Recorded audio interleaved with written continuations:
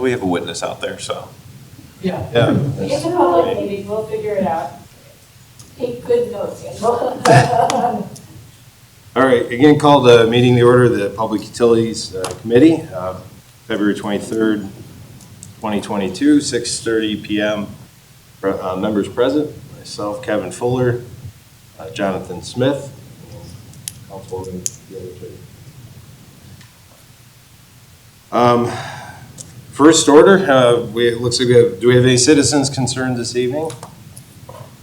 I have one, but I'm not sure this is the right committee. Someone actually is a member of the League of Women's Voters Green team or whatever they are. Recycling, is this, or should I wait? It'd be service. Okay, thank you. Yep. I always get those confused because there's, It used to be part of this. Yeah. And then I think we pulled it off about 6 years ago, 7 years ago. Yeah. Okay. Service. I don't have anything though. All right. We have approval for the prior month's minutes. No objections? No objections. Objections, any discussion or amendments, nothing? All right, those stand approved. Number 3 on the agenda, the sewer credits tabulation.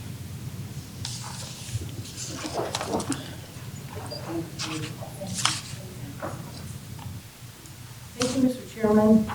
We've got a list for the month of February.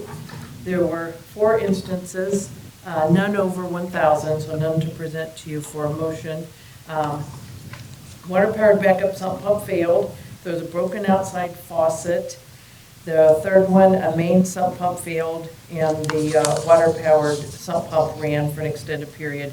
And then the last one was that was a 5-unit apartment. It's on a slab.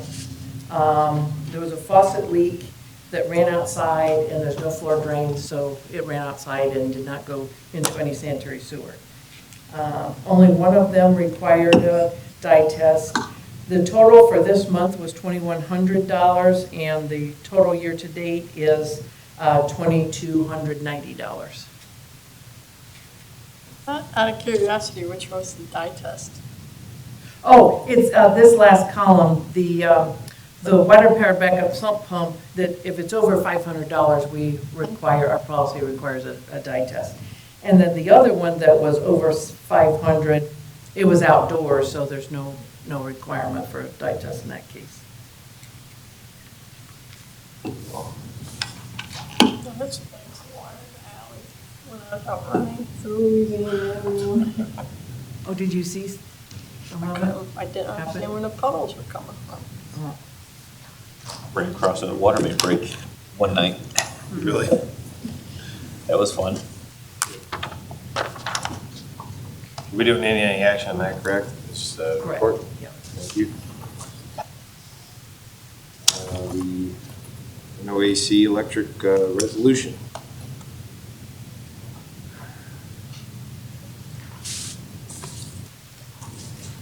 These are the resolutions that we presented the information for at City Council last week. This is for our Noac aggregate community opt-out electric and gas. We will, if you move these forward, present these to City Council on Tuesday. They are emergency orders so that they can, electric and gas won't give you a firm price until you actually sign the agreement, given the volatility of the market right now. So the goal is by the first or second week at the latest of March to have all the communities have these resolutions passed so we can all sign on the same day to lock in the best price we can get and not risk having one-off communities that haven't agreed screwing up this whole plan for pricing. I did email you the draft resolutions because they're not official yet. I did not print out copies. Those are kind of emailed to you under cover of attorney-client privilege for you to review.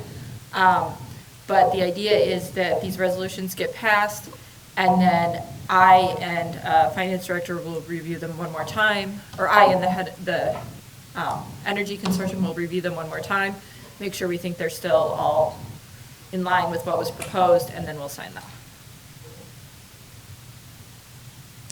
Do you have a question, if you don't mind? Yeah, questions? Oh, God, no questions. I know we had the presentation at the last council meeting Yes. from the gentleman, I can't remember his name. off the Mark top. Fry? Mark, thank you. Regarding this, and it sounded to me that there wasn't any reason not to move forward with trying to go through this aggregate.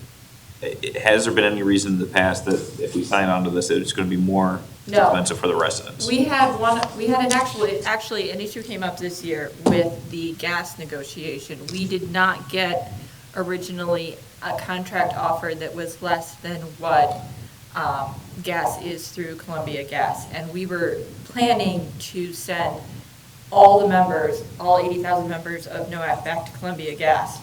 However, when we told Constellation that, Constellation came back with a better price. That probably saves our customers about $7 a year, but $7 is still a better deal than trying to get everybody back in to that gas company. So yes, not only has it been a savings, but we watch it very closely so that when we do these contracts, we're not contracting for more than the cost would be to be a member, to take all of our members back to Columbia Gas. So if during this whole process, that it shows that it's gonna be more expensive to go. We would forward, reevaluate, back- absolutely. We would be able to back out if we pass this?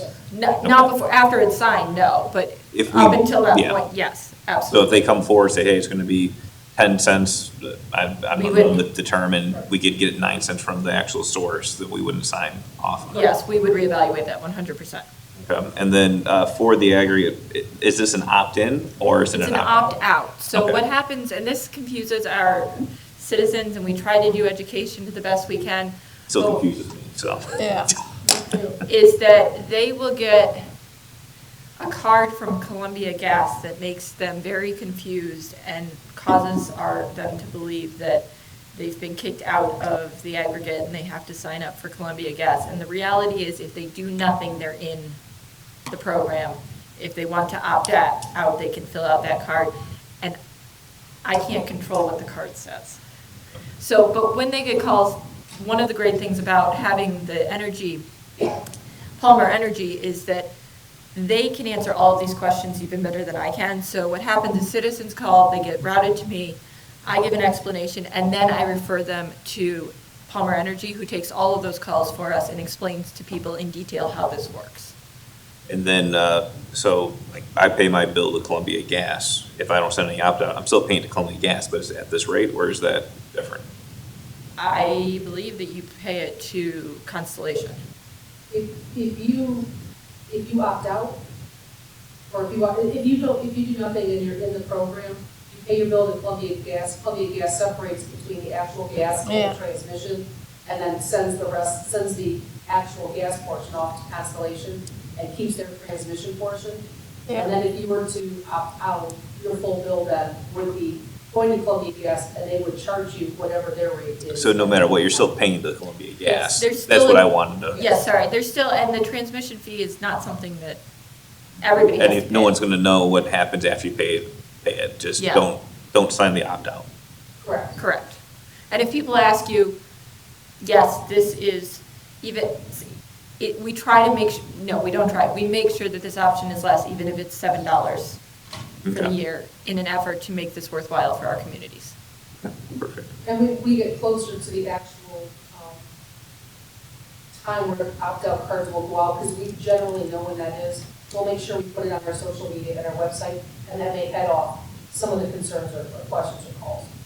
But we also get flooded in the neighborhoods with people from various aggregates wanting us to opt into that. Just put the no soliciting sign on, Yes. Any other questions? except for politicians. Yeah. And in a few of those, I may have, or may not. So at this point, we need to take action to forward this on the city council for Tuesday, correct? So at this level, what often happens is that it's not official, motion passed, but, and you run your committee however you want, Councilmember Fuller, but they will, what I've seen other council heads, members do is look to their colleagues and say, does anybody object to this moving forward? If nobody objects, then it's moving forward 3-0 to city council. All right. Does anyone have any objections? Leaving this on forward? No objections. None either. Thank you. Just say emphatically, no objections. Right. And that's not for the record. Neither was my singing, by the way. Looks like we have the water and sewer miscellaneous fee. Allison, if you remember.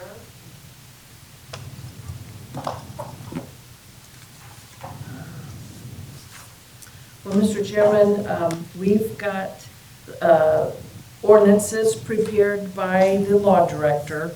There are three before you. I have three. Do you have three? Okay. I don't have three, but it's in the back of your packet.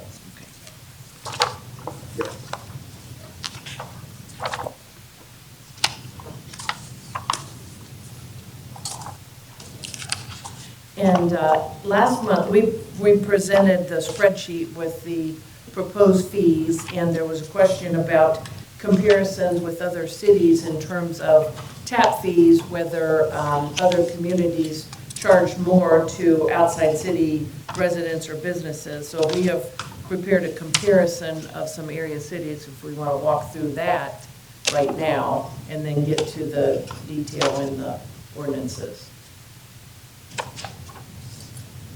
I was able to, review it. Does anyone have any questions on that or would like to gain discussion on actual comparisons? I don't have any questions on the comparisons. I do have still some additional questions on the fees.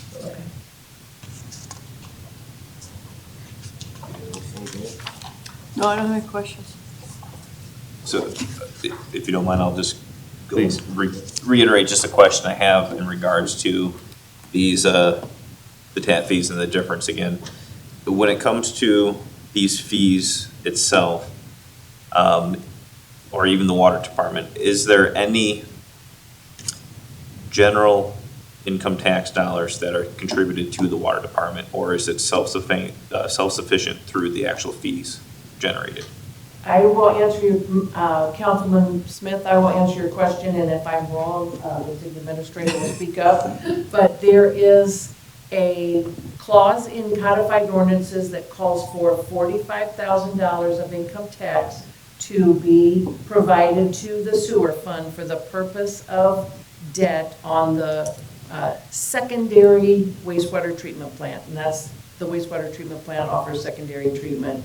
Why it's called that, none of us know, but it's about, well, no, it's exactly $45,000 per year. It's a flat dollar amount. Yes. And that's the only income tax that's, Currently, that is correct. When we were doing the sewer separation projects, it took 22 years to do. The city council at that time, back in 1990, whatever, made the decision that as we were going through and separating the sanitary from the storm sewers, that a third of the money was going to come from the ratepayer directly, a third was going to come out of the sewer fund, and a third was going to come from the general fund, transferred into the sewer fund. That has since stopped since we did that last separation. there's no more separations left at this point. Correct. Okay. So seeing that there isn't any other tax dollars that's being contributed towards the water fund, what is I see that the other municipalities, wherever my sheet is right here, typically has at the low end a 36% upcharge to outside their jurisdictions to up to, some have 250% charge. What's the justification for a higher charge to an outside resident versus a city resident? For the city of Perrysburg, the outside resident does not pay income tax, does not pay property tax, although property tax is a small portion of the general fund. It is something that you only pay if you're inside the city. And the city is holding the debt, and we only have debt on the wastewater treatment plant, but that debt is in the city of Perrysburg's name.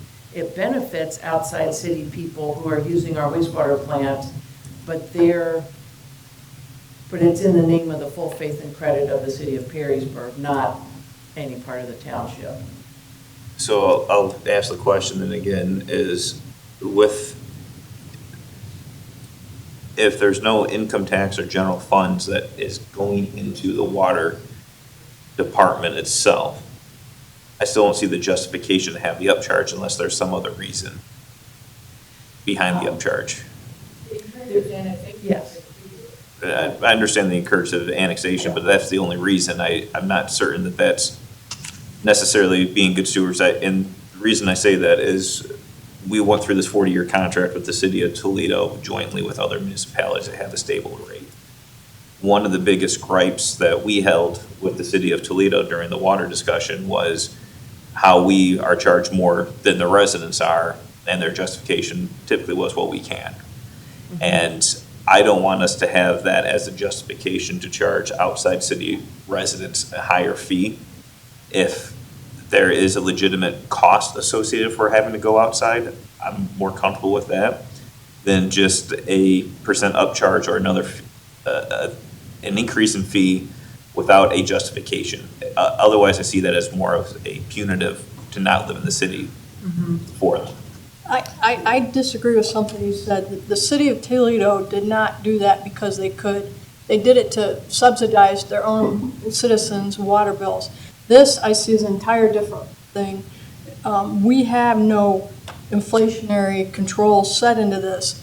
And as we've seen in this last year, inflation can be a factor. If we charge a little bit more and have that, then we won't have to come back as often as need be. And second of all, I see no problem with them using it to, as to do that. And to me, it makes sense, and we're not nearly as bad as the other cases. So, to the first point about charge a little more so we don't have to come back, the way I see government should act is not to take any more than they need. I don't think it's appropriate to charge more, assuming that there's going to be inflation, not have to come back as often. The other reason is we encourage each other to be good neighbors to each other within the community itself. I think that we should start having that same mentality to our neighbors around us in the city. Whether it's the township, because it's only Perrysburg Township, Middleton Township that may be part of this. Even though it's only two other entities. And I think 6 houses in Rossburg. And 6 houses in Rossburg. I see it as a good, I don't think 6 houses in Rossburg are going to have too much issue with some of these fees, but the way I look at it is trying to be a good neighbor. We want to see that within our community. I think it's good for us to maybe take that first step, even though everyone else is doing it. It still doesn't necessarily make it right in my opinion. Totally. I don't think we are being good stewards of our citizens' money by not trying to do what we can to help them out versus the outsiders. And I don't mean that to sound like us versus them. It's not, to me. And I have a question. Who's in charge of maintaining their lines?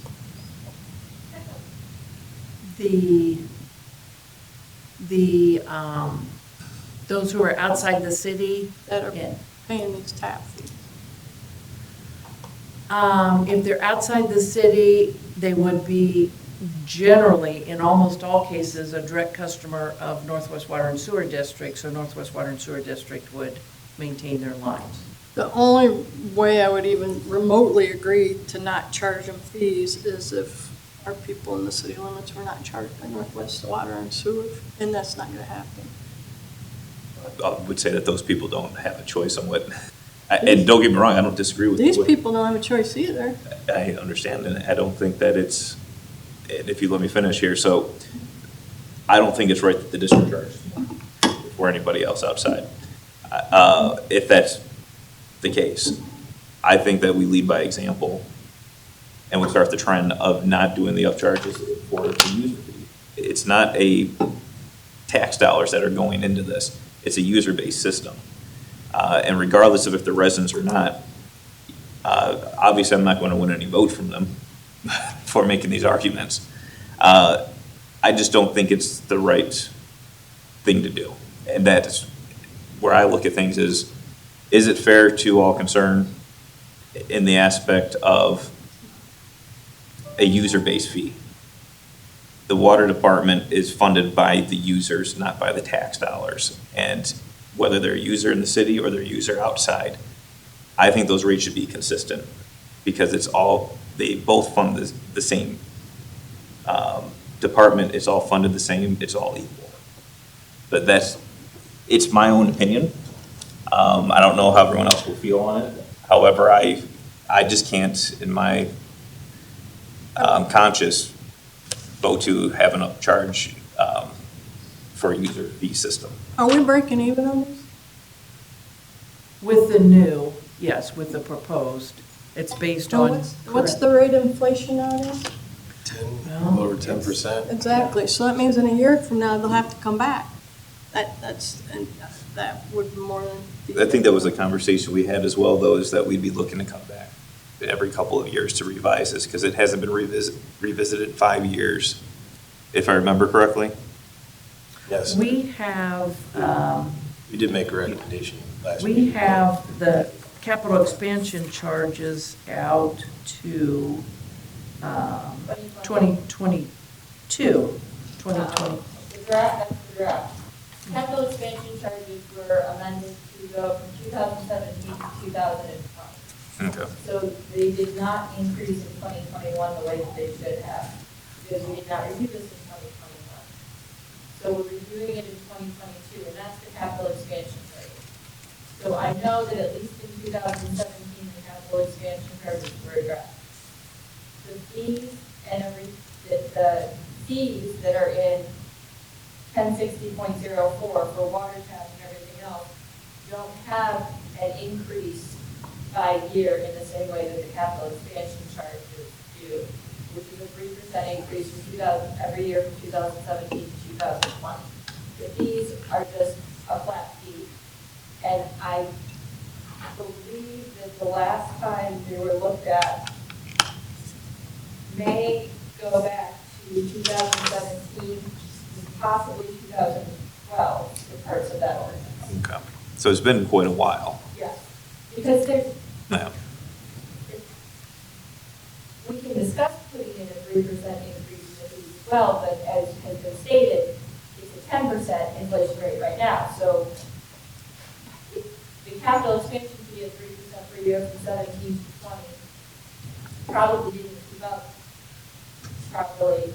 And I don't think anybody wants to do a guaranteed 10% because God willing, maybe inflation will stop. So You know, I don't know how the committee wants to, we only have the capital expansion fees for as a 2022. We did not do 3% for the next 5 years in that legislation.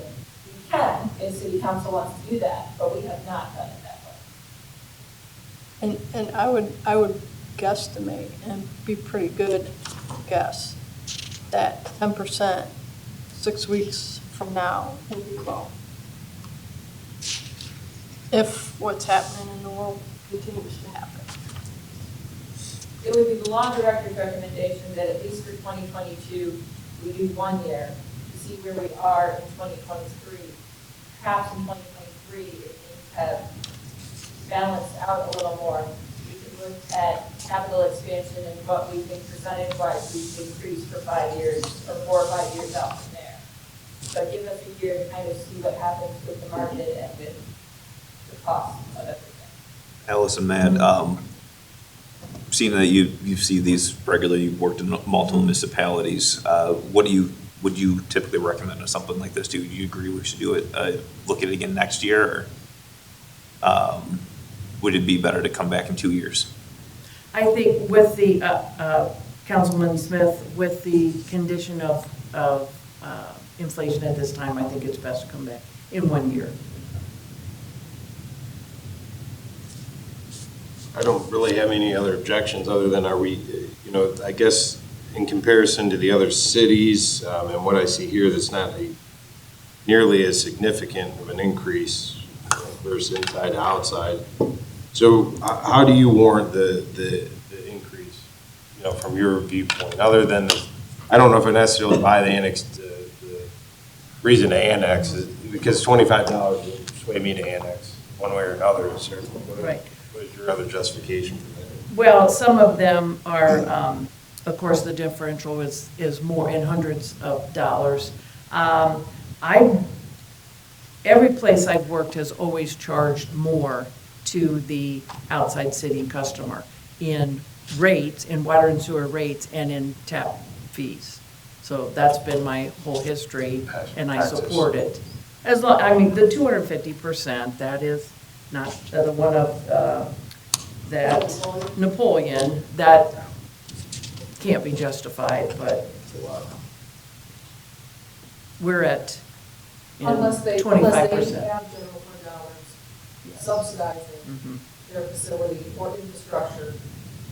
Back in the day when our wastewater treatment plant was initially created, that could have been created solely utilizing the ratepayer dollars within the city of Perrysburg.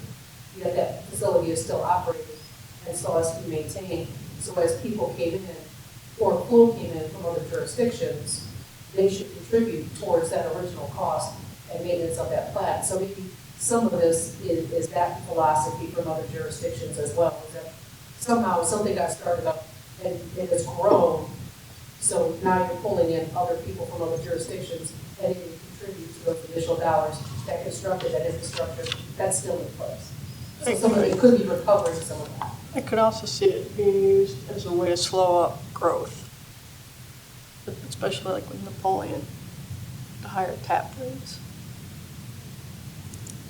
$400 to go stop the builder from, No, but yeah, I understand what you're saying. Yeah, and that's kind of the dollar amount significant enough to make an impact one way or the other, and I don't know if it necessarily does. I guess that was my point with that. I'll entertain a motion to move this on to city council. I'm not going to be in support of, with the upgrade, or the increase. I don't have a problem with it, so I'm not sure where that leaves us. We need to There. make a motion and see if we can roll it out and then decide what we're doing from there. I don't think necessarily the motion could go forward just with one objection. And Yeah. And again, what other significant, I guess, Jonathan, before, I cast my vote on this, what other significant, I mean, again, you're talking $25, and I guess, again, I'm not on the clean water side, but on the sewer side of the city, assuming the responsibility of the wastewater treatment plant. I just want to make sure you're reading the legislation properly. The $25 is what it has been. What it has been? In the Yeah, maybe past, the legislation is drafted to show you that in section 1, what it says now. And then you'll Okay. see it's hereby amended and revised. And you'll see that that now changes from 500 and 525 to 1,550 and 1,900. So I just wanted to make sure that you, Okay, I thank didn't, you. you kept saying I did- $25. Yeah, I didn't, I was looking at the first page here. So Yeah. Thank you for helping me out with that, appreciate it. I don't think it would be a bad idea, have a little bit extra. And next year, if we revisit it and find out we didn't need the cushion against the inflationary rates, which I'm just worried that they're gonna be a lot worse 6 months from now, and we're gonna be in the hole. And I also point out that we are not subsidizing our citizens. We're just adding an extra fee. So, I know this may be a silly question, but can we somehow word this legislation to make it so it's not a, I guess, it's not we're at a break-even scenario in any case. Because, I mean, even if now, like, even if in the inside the city, if we're at 1550, I guess, Kate, you know that, can we word this in a way that, we're able at the expense of the, the material and the time that it takes to do that? Or we're not in a scenario where we're making money on it? Well, we're not making money at 1550. This is a break-even number right now. Okay. The goal is not to make money off of our citizens from these fees. The 1550 is product as it was at the beginning of January, and employee power costs for the hourly rate. So there's a legitimate chance that 1550 is already losing money given the increased price of product. I don't know of a good way to draft this. I know what you're trying to ask. Can we draft it so that the fees are cost of service, Yes. or that it says cost of service, without getting into an argument with developers and everyone else as to what cost of service is that day? I think it's easier from an information standpoint for developers and other individuals who need taps to be able to know what that fee is. Okay. Does that make sense? Yeah, it makes sense. I just feel, I feel a bit of John's sympathies, where I feel like in the instance where you're outside the city, you're slightly subsidizing that, right? And it does seem like a penalty, and I don't think it's enough, I guess, to, influence annexation or like the consideration to do that. And I would hate to see it go the other way either, but, I don't know. I guess those are my thoughts on that there.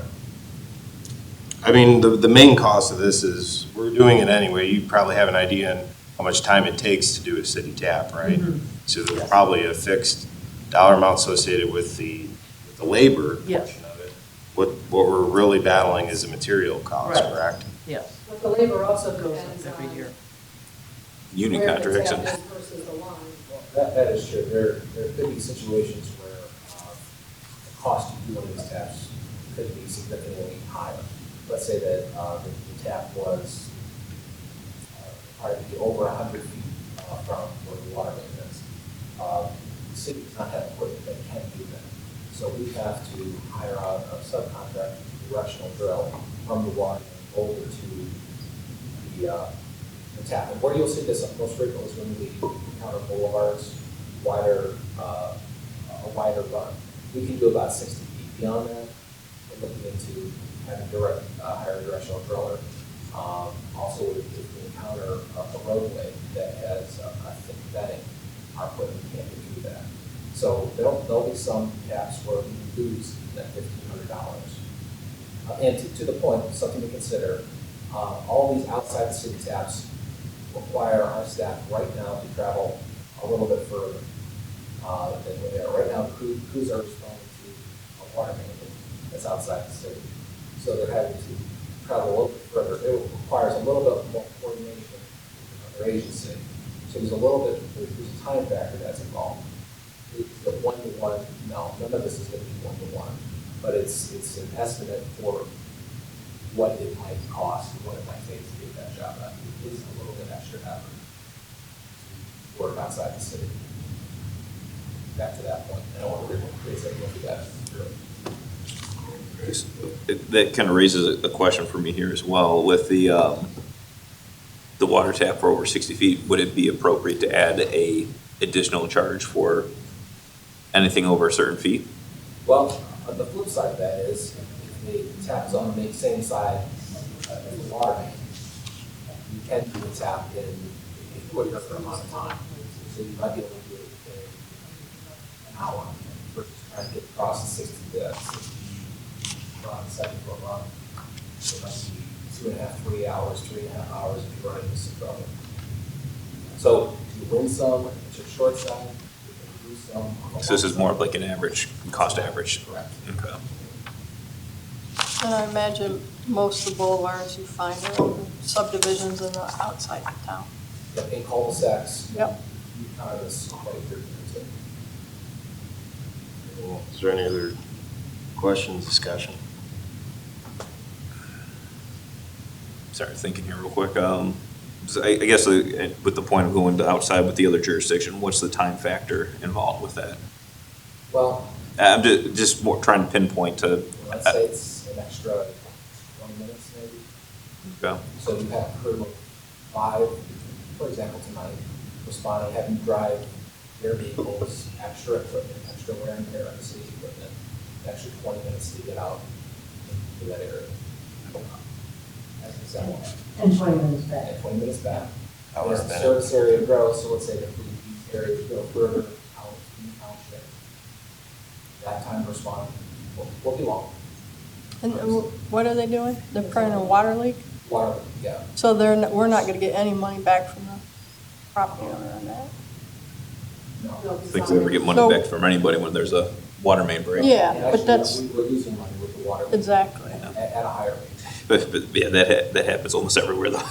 It doesn't matter where it happens, whether it's a city or not, we're losing money. Yeah. So just another note, it looks like you said we're at 25%, so we're still below, I'd say we're still below some of the comparable cities in the area for Bowling Green, Defiance, Findlay, Fremont, Lima, Bowling, and Oregon. Yes. In I'm every. happy it's less, but I still would prefer to see it be more in line. I will like to vote to move this on to city council as is. I would like to make a recommendation, though, when we do look at this again in a year's time, can we maybe have a better idea on like where this money, like where we may have fallen short, right? Now it seems like we're a significant, I guess, difference and we're losing money. So maybe if we were in excess in regards to the outside the city, maybe we look at then lowering that cost next year. That's not a nightmare for you guys. You know, you all do quite a bit, enough as it is, but of tracking and things, but it might help for, at least for decision-making in a year's time from now.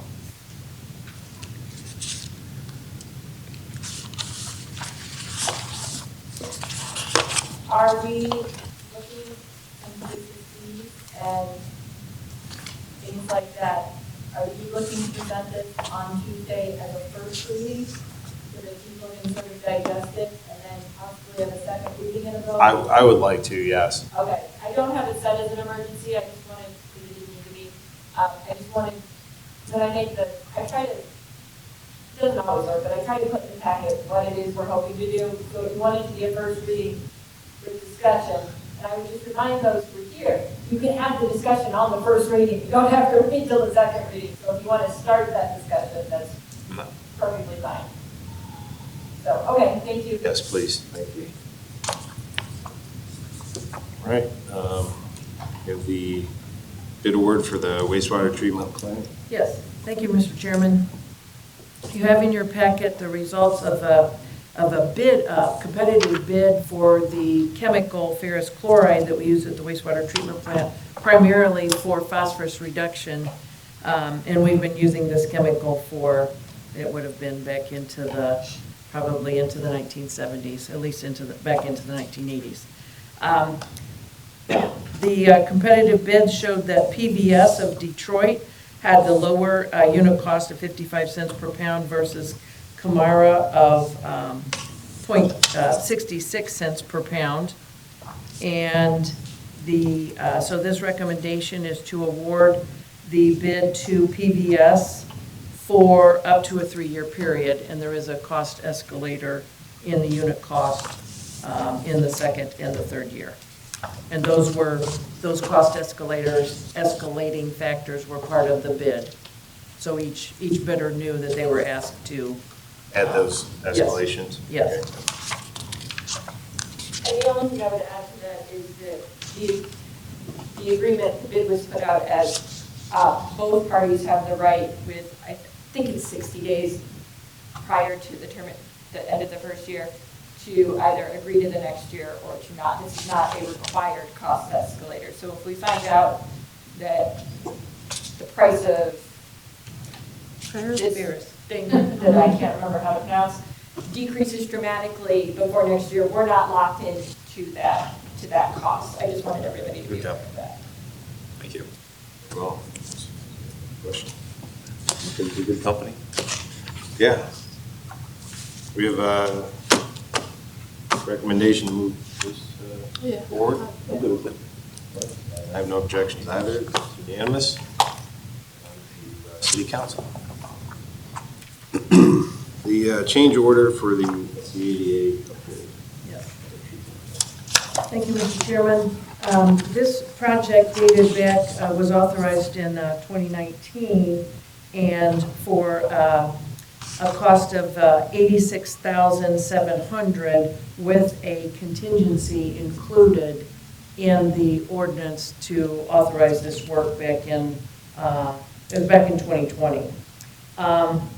Since that time, there have been, there was a finding that some maintenance screens would be an additional enhancement that would help the maintenance personnel to keep track of run times on all various equipments and to send a flashing alert when time for maintenance was coming up.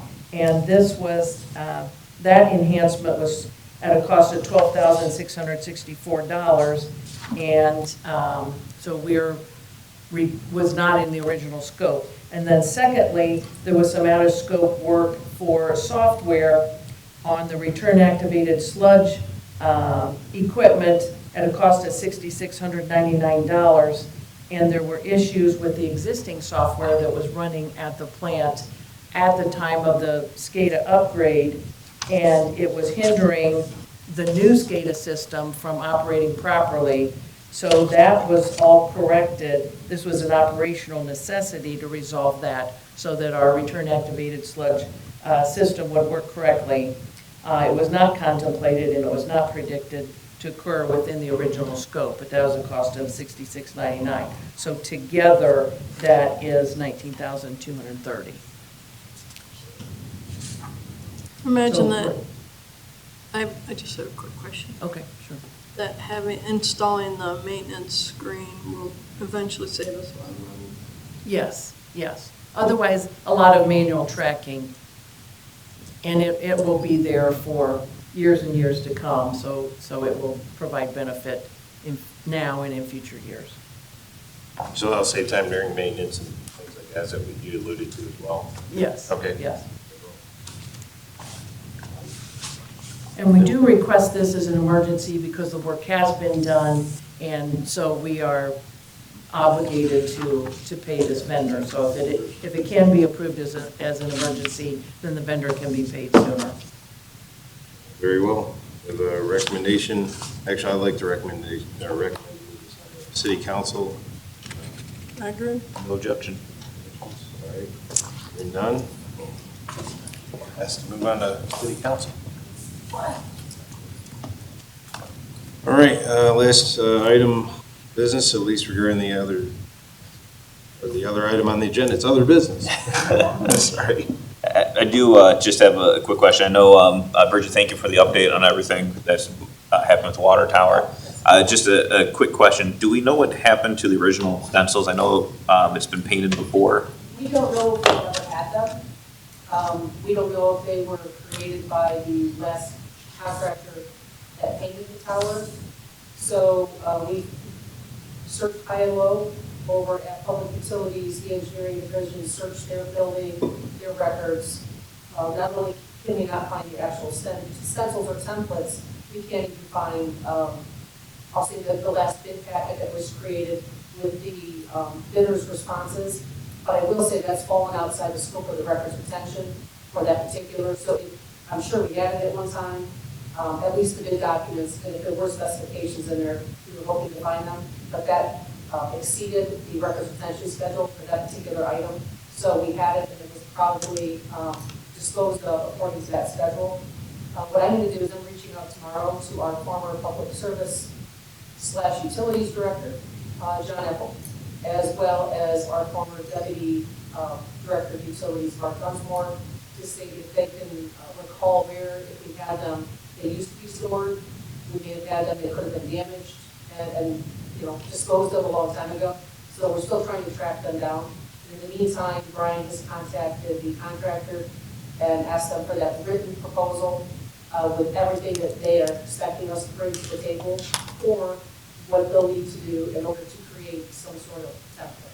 So we're still waiting on that number for that. All right. I'm just curious to see where. So right now, you don't know if the stencils were anywhere or if they are anywhere. As far as we know, they're in no building that we own.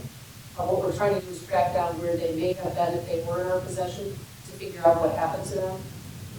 But I would reach out to. If you hear anything, I would love to know. Just we're following that, just in case we need to know that information. okay. I'm thinking that was prior to the new facility being built out of Roachton. That facility on Roachton for service went online in the mid-2000s, so yes, that painting would have been done prior to that. So everything would have been housed either at the engineering building, which which used to be the old utility building, or at the new utility building, which used to be the old service building. So it was somewhere at some point in time, at least the bid documents were, again, we don't know if those stencils were ever in our possession. Because we would not have created them, a contractor, somebody had to create them.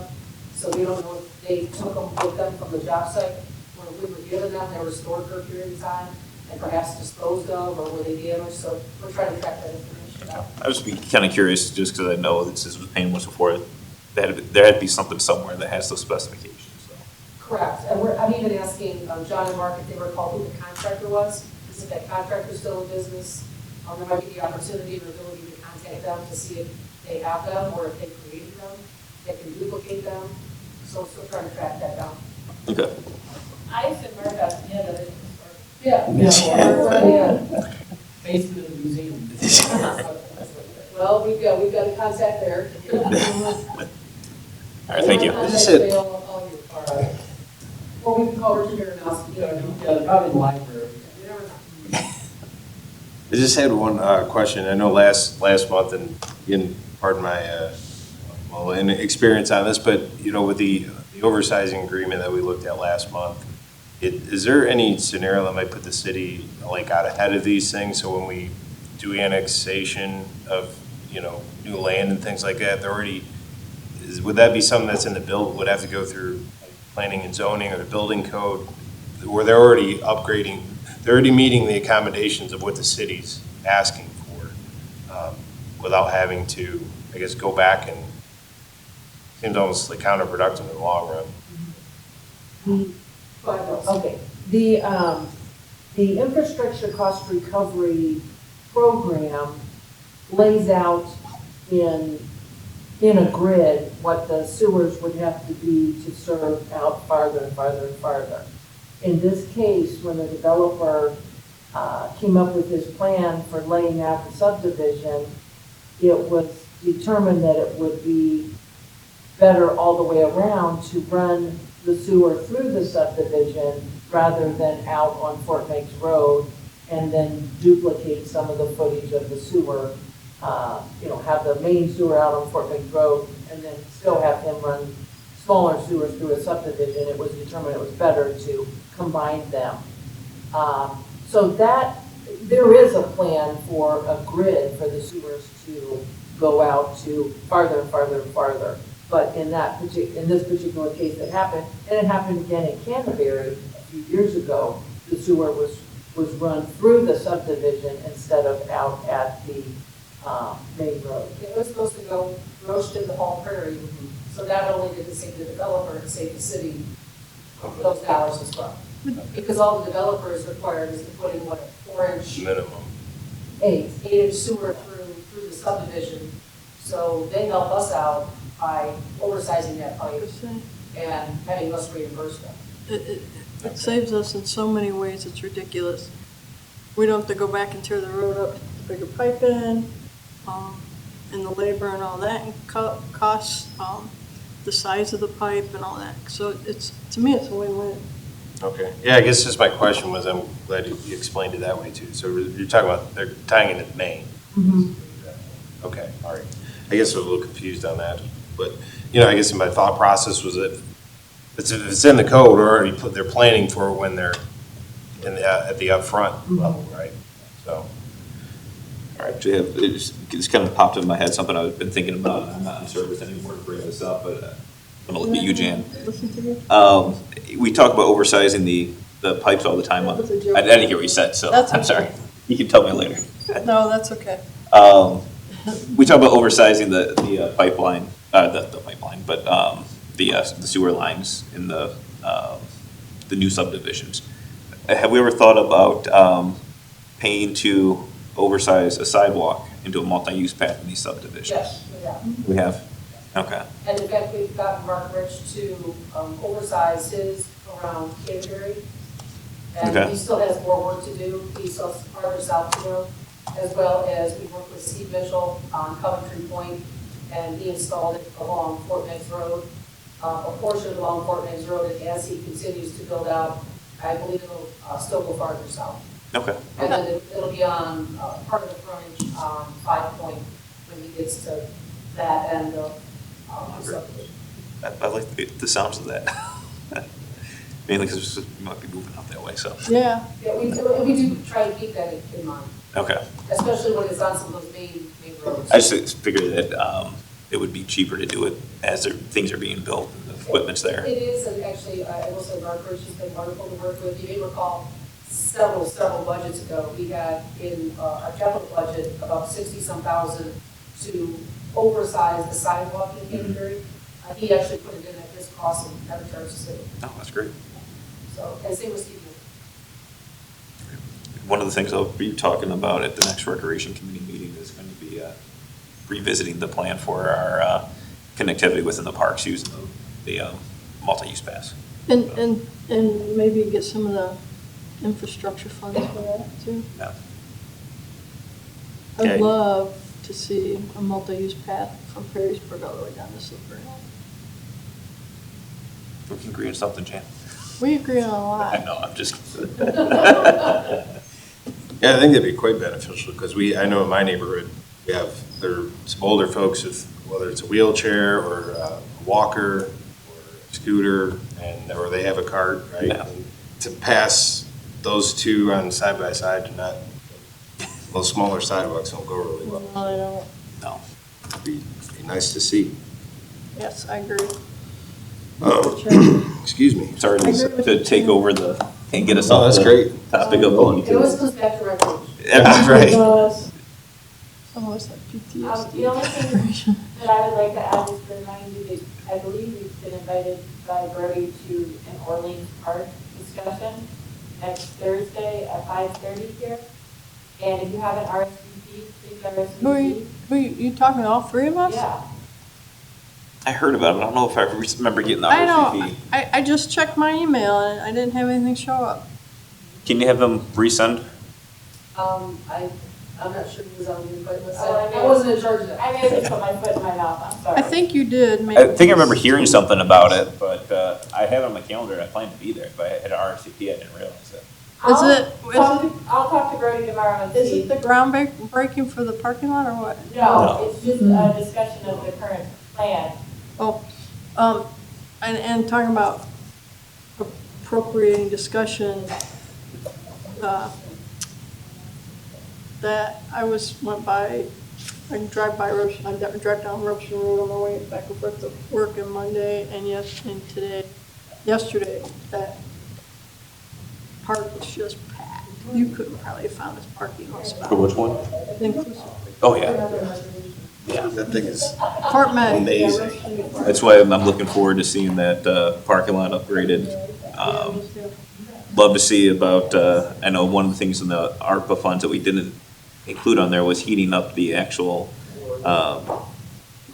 bathroom over there, so that way it can stay open year-round, because that can't be open year-round right now. I know. I know we're getting a little off topic. We are. That's all right. We can adjourn. Yeah, motion to adjourn? No objections.